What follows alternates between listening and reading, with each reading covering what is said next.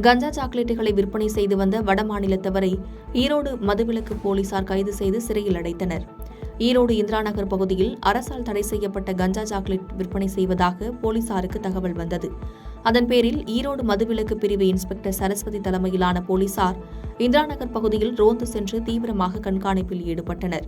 அப்போது ராமகிருஷ்ணா தியேட்டர் பின்புறம் உள்ள மாதவ கிருஷ்ணா வீதியில் ஸ்வீட் விற்பனை செய்யும் கடையில் அரசால் தடை செய்யப்பட்ட கஞ்சா சாக்லேட்டுகளை விற்பனைக்கு வைத்திருந்தது கண்டுபிடிக்கப்பட்டது.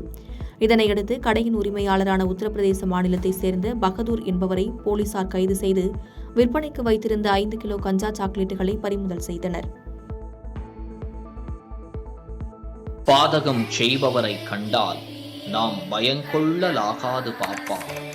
மோதி மிதித்து விடு பாப்பா, அவர் முகத்தில் உமிழ்ந்து விடு பாப்பா. அண்மை செய்திகளை உடனுக்குடன் தெரிந்து கொள்ள இணைந்திருங்கள் இயம்நாடு தொலைக்காட்சியுடன்.